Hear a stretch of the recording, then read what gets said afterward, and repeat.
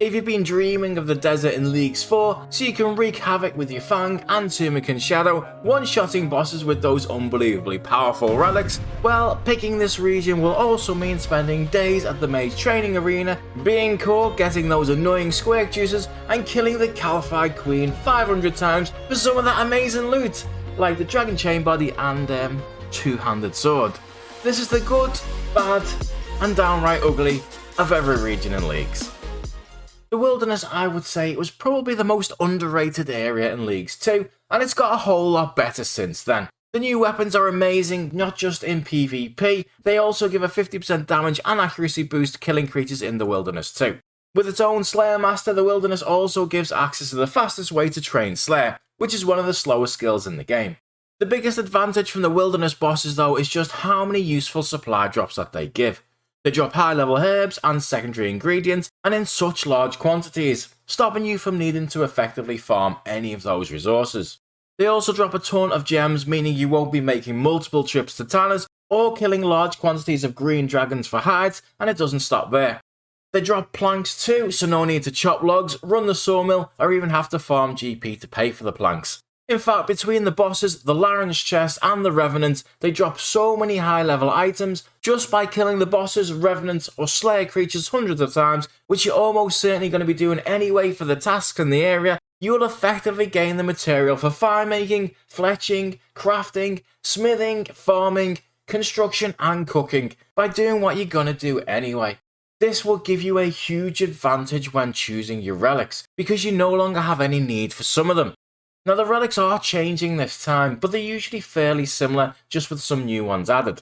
If like last time we had the choice of these three, you could immediately discount Endless Harvest since we have those supplies already, leaving us to choose between Production Master and craft all of those supply drops at once, or to choose Skilling Prodigy and have all your non-combat stats boosted by 12.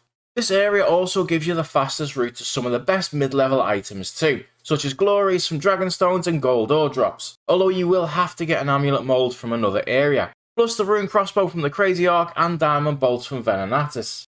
The Revenant's drop table means you will never have to worry about GP this Leagues either, as it is one of the best cash money makers in the entire game. The agility course at level 52 gives some of the best experience you can get too, and the resource area and Rogue's Castle gives you access to high level trees, ores, fishing and thieving.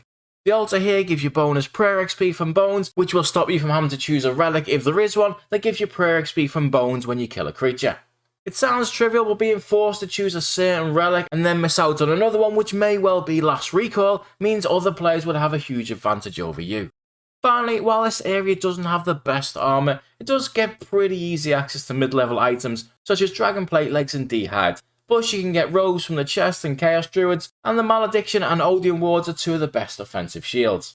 The downside to this area is it doesn't contain a lot of low-level training methods, although most of that you can do in the starter location of Misthalin. However, you can't do Hunter until level 67 in the Wilderness and level 43 in Karamja, so would need another area that fills that void. Plus, while you have access to the Abyss here, the only altar that is in the Wilderness is the Chaos one that requires level 35. Training that all the way up to 99, even with boosted rates here, or the Nature altar would either require Last Recall or a lot of time, so something just to consider. But runes themselves are not a problem since there is a mage bank in the Wilderness. The only thing I can't see here that you may also need is crafting items such as an amulet mold to make a glory. Everything else missing from the area such as vials of water you can get in the starter area as far as I can see. There is of course the obvious thing, which is PKs, and because we're Iron Men, killing them really doesn't do much for us at all, apart from deterring them from killing us. If the Wilderness bosses are instant, it probably will be a minor inconvenience, but that goes against the point of PvP, so unlike other areas it probably won't be, and you may end up fighting over bosses to complete tasks. I'm told that griefing wasn't that bad in the last leagues, but I didn't pick the region myself. Lastly, the ugly is the RNG task that you'll have in this area. Whilst Master and Elite tasks are meant to be easy, for the casual player you can get lucky and this might be a good thing for you. But for anyone going for Dragon rank, even with boosted stats, damaged and a drop rate, getting an Elysian Sigil, full Dagon High and an Amulet of Eternal Glory takes a very long time, and going dry on any of them is likely to mean a lot of time wasted. Morytania is similar in a lot of ways to the Wilderness and is very combat focused, but where it lacks in the supply of drops you can get, it makes up for with some of the best gear in the game. Barrows is one of the fastest and easiest ways to get good gear in this game, and the fact that you can get melee, magic and range from it is pretty huge for your combat progress. With the combat relics that you can get in leagues, it's probably as good as you're going to need for the rest of it. The Barrow's weapons though aren't very good, but in the Slayer Tower you can get a whip, albeit with 85 Slayer. And of course you can get all of the items from the Nightmare and the Theatre of Blood, including the Scythe, which with relic boosts is usually one of the best weapons in leagues. Those items are also only available in this area, as well as the Black Mask and Blood Shard from Firewatch Sentinels. With relics such as Fluid Strikes halving the attack speed of weapons, you get twice as many procs from the Blood Fury, significantly extending trips to any bosses that you do. Last Recall is very handy here too if you choose the relic, making the Ectofuntus a viable prayer training method and Barrows much faster even without the teleports. Firewatch are also a good way to make cash, as they have decent drops for both Addy and Rune. The problem with Morytania is a little bit all over the place. If you come here early to get Barrows, you won't have the Slayer requirements for the whip or the stats to complete the Nightmare or Theatre of Blood, but if you come here as one of your last unlocks, chances are you'll have better gear than Barrows gives you, making that part of it practically useless. And the same applies to skilling. There's some yew trees but not really anything else for woodcutting, swamp lizards at 2900 but nothing before or after it, a large mining area in the abandoned mine but miles away from a bank, a few decent fishing spots at least, but again they go from low level big net fishing or catching eels and jumps all the way up to sharks that requires level 76. This area doesn't give you access to train a single non-combat skill from 1 to 99, forcing you to pick it alongside areas that have an abundance of them, or getting 99s will be very slow and tedious. In Leagues 2 this area was a huge skill check, and some people may see this as a positive rather than a negative. But as someone that chose this area and had never completed Floor 5 before, I found myself trying to learn it during Leagues in order to beat the time required to get the points. Of course, if you can already do this, then this is probably the easiest elite points that you'll get. But the same also applies to the Theatre of Blood, because if you haven't done a ton of it already, you may never beat the time set for you. The Elite and Master tasks again are also likely to include a lot of RNG, and I found myself farming items that I didn't need for long periods last time. The last piece of Barrows you need or Inquisitors can be frustrating when you already have 5 of almost every other item. And let's just hope that one task isn't every orb from the Nightmare this time. The desert, which I'm sure will have a lot more people in it this time, is still the same pretty dead wasteland that it used to be, but with a huge carrot dangling in front of it called the Tombs of a Masker. The Tumekens Shadow and Fang alone, with relics added, will destroy pretty much any boss in record time. They'll allow most players to beat any of the elite task times that have been set in other regions if they have the same relics this time. Add to that the other items such as Missouri, the Ward and Lightbearer, which if there's a relic that increases special attacks may be an extremely useful item. In this region now you can also do Temperos, which is a great source of fishing XP, fish, jewellery, planks for construction, gems as well as alcohols. Plus if you manage to pull a pet, 250 points early on can really help boost you to the next relic unlock. You have mining here, a furnace and an anvil in the one area, plus depending on how you feel about it, the minigame Giant's Foundry. Agility is covered too. Since the starter location has low level courses, the desert gives you the agility pyramid, that's a great way to get GP, and a level 70 course as well. You can also train your thieving all the way up to 99 here using the pyramid plunder. The desert is actually surprisingly good for quite a few different things, given its lack of content, but then there's this massive void where there is next to no content and other skills. There's just a couple of rare trees as well as a few magic trees, but to be fair you can do most of your woodcutting, fire making and fletching and mistalling. There is though only the fire altar for rune crafting, a cactus spot for farming and there's no slaying master. There's a viable hunter spot but they are all fairly low level, and whilst the Tombs of a Masker is amazing, it's otherwise a very limited area for combat and not a lot of creatures drop anything too useful either, like supplies or gear. You may have been screaming mage training arena at me, but I've put this under ugly because apart from infinity items which are only a fraction better than mystic, all of the other items are going to be replaced by the ones from the Tombs of a Masker. You can bet just like last time that you're going to be grinding this place out for days if you want the points, for items that will be a minor upgrade for a few days at most. You can expect to do a lot of qualified queen kills too, which apart from the dragon pickaxe has a horrible loot table whilst being a boss that does a good amount of damage to you, and last time we had to kill it 500 times.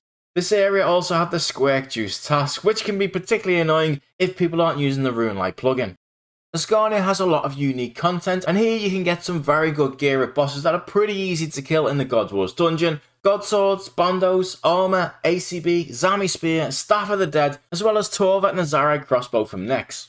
This is the only place you can kill Cerberus for the Pegasians, Prims and Eternal Boots too. Probably the most important of them all though is that it's home to the Warriors Guild where you can get the Dragon Defender. Missing out on this one item is a huge DPS loss in most cases, unless you do manage to get yourself a very good two-handed weapon like the Scythe.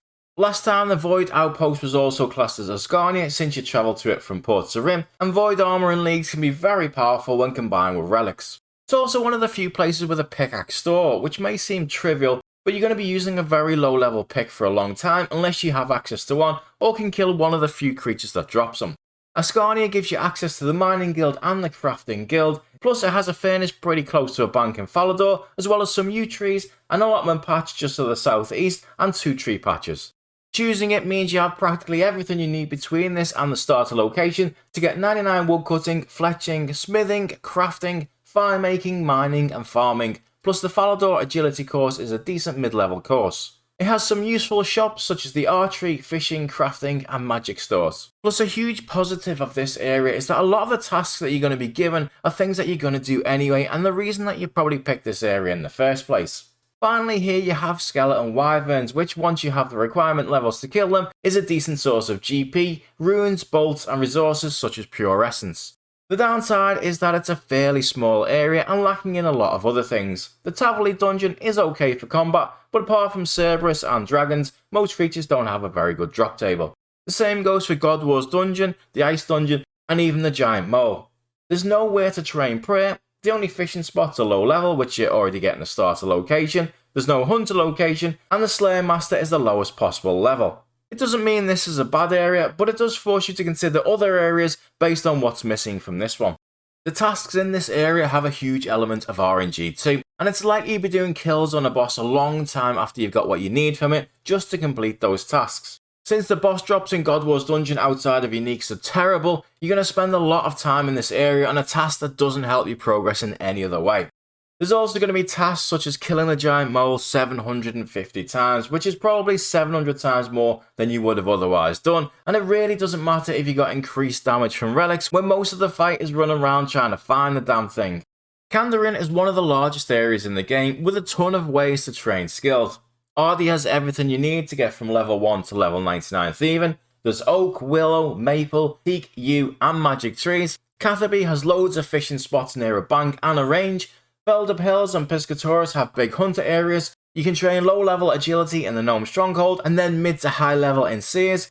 There's also multiple mining areas which contain ore all the way up to rune. And the altar here lets you train rune crafting to any level, especially when using the last recall relic, giving you a variety of every rune you'll need at the same time. Apatol is also part of this area, giving you access to the Dragon Sim and the fastest magic and range training methods in the game. If you want piety, then you also need to unlock this area too, by completing the Night Waves training grounds in Camelot. The Canon Quest is here, so if you want that fast Slayer XP, especially if we get to choose our own Slayer task again, then this area is a must-have. It has some of the best jewellery too, like uncut Zenites that you can get from Demonic Gorillas, and the Occult from Smoke Devils. If you get 87 Slayer, you'll also gain access to the Trident of the Seas, a solid all-round mage weapon which is far better than a GE price suggests. The Kraken also has a decent supply of items like planks, battle staffs, gems, bars and herbs to train other skills too, and Rune and Mystic drops for gear or to Alch for GP. Demonic Gorillas do too, and they have tree seeds and runite bolts in their drop table as well, which will be very useful. It even has dragons in the Myths Guild for some prayer XP. There's only really two things missing from this region. One is a way to train prayer efficiently, and the other is some top tier weapons and armour. The unique items here are good, but you can live without them, and they aren't in the same league as the Tumekens Shadow, Fang, God Wars dungeon gear, barrow sets or scythe that you can get in other areas. This is though a very good region to pick first, which allows you to then pick any other regions you want because it literally gives you a way to train every skill. The downside to any large area is the huge variety of tasks that you get, and this one has some of the worst. In a small area you only need to level a few skills or get a good setup for just a few bosses, but this area has the usual boss kills plus 2 elite diaries and every skill needed for that. Last time we had 2,000 laps of the Ape Agility course, 4,000 Chompy Bird kills, plus thousands of Mithril Dragon kills for that elusive Dragon Full Helm. From a large area to the smallest, and one that whilst it doesn't have much content, what it does have is pretty decent. Forecath alone will give you all of the material for 99 crafting, and it's one of the few bosses that drops tree seeds, giving you the best farming XP in the game. It drops enough alks to pay for anything that you need GP for, and this area also contains Miscellanea, probably the main reason for choosing it. So forget relics that give you extra resources when you have the Kingdom of Miscellanea that gathers them all for you, saving you the need to choose the gathering one. This is a great source of raw fish too, seeds, coal, gems, birds' nests, logs and herbs.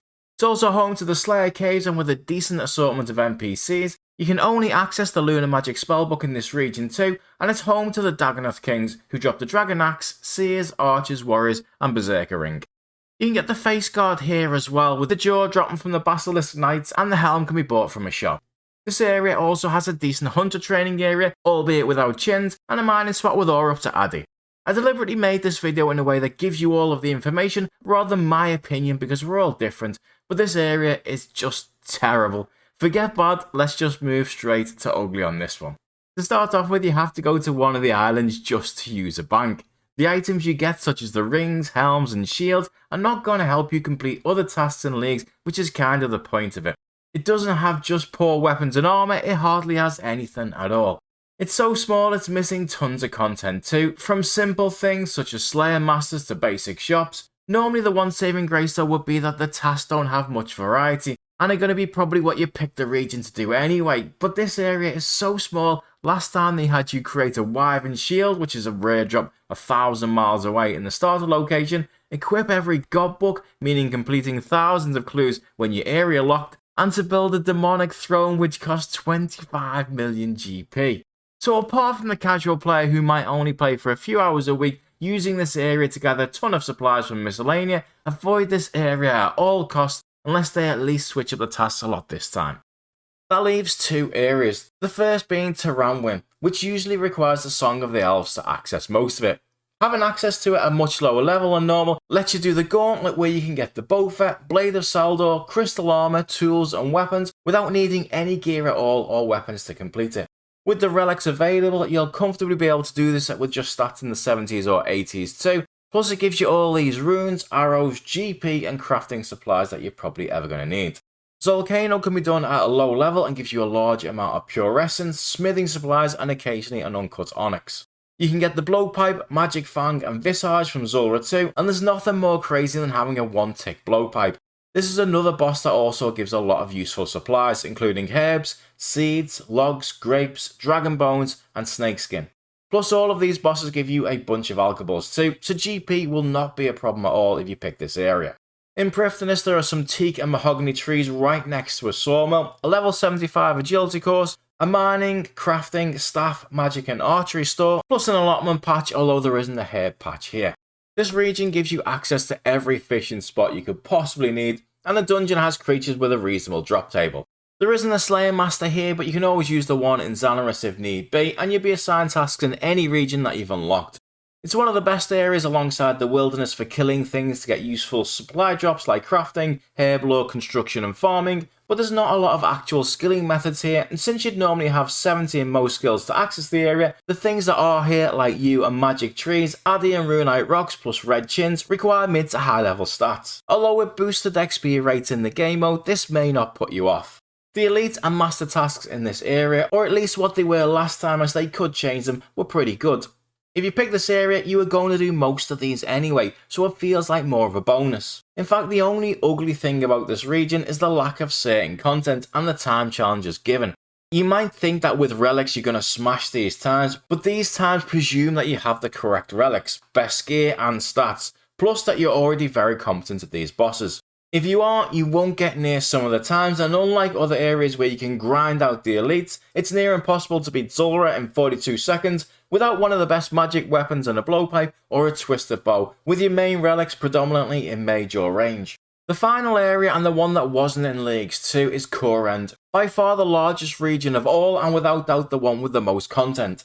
A farming guild with every patch that you can think of, a woodcutting guild with its own sawmill, its own slayer master which drops keys that will supply you with all the GP and supplies you're ever going to need, mining shops, rune shops, and archery stores just to name a few. The best AFK training spots in Crabs, a way to train prayer in Forthos Dungeon, countless fishing spots, Wintertodt, dungeons with huge variety of creatures that drop everything you're gonna need. I mean, I could spend an hour telling you what's in this area, but it's just faster for me to say that it has absolutely everything. This also includes the Chambers of Xeric, a raid with some of the best gear in the game, including 2 prayer scrolls that increase your magic and range, which takes us back to the last area in Zulrah, where without this area it would be a huge disadvantage in trying to get those times again. You also get the Twisted Bow here, Dragon Claws, Ancestrals, the Dragon Hunter Crossbow and Kodai. It's also home to the Dragon Warhammer, another must-have for some of the time challenges that you're going to face. It's got almost every single Slayer creature too, including the Alchemical Hydra that drops the leather for the Ferocious Gloves, Brimstone Ring Pieces and Claw for the Dragon Hunter Lance. There's nothing in this area I can even put into bad. It has everything except maybe a mid-level way to train rune crafting, but since you've got access to the Cosmic Altar in Xanaris, I'm really clutching at straws. There is though one really big reason not to pick this area. The problem with a larger area like this is the diversity that you're going to have in the tasks that you're given. Unlike some areas like Morytania, where the tasks are essentially the same thing. Completing the Theatre of Blood 500 times will almost certainly complete most if not all of these other tasks as well. This area may well have the most points, but it will almost certainly take the longest to complete too. A casual player going for points will be better off picking a smaller area because here you can probably expect tasks such as aerial fishing, stealing countless artifacts, farming totems to kill Sakatizo, hundreds of Wintertodt completions, getting 100% favour in each house, hundreds of Sarachnis kills, planting everything in the farming guild and sourcing the seeds to do it, needing to do tons of farming contracts, handing in countless books at the Archaeus library, and then on top of it completing the Chambers of Xeric as many times as you have to do in other areas with raids. Kourend is like 2 areas in one, and if you decide to have a lot of variety in the tasks, it's also like having tasks for 2 areas as well. I hope this helped you out. Let me know what I've missed in the comments. I'm bound to have missed something, and I'd really love to have your feedback.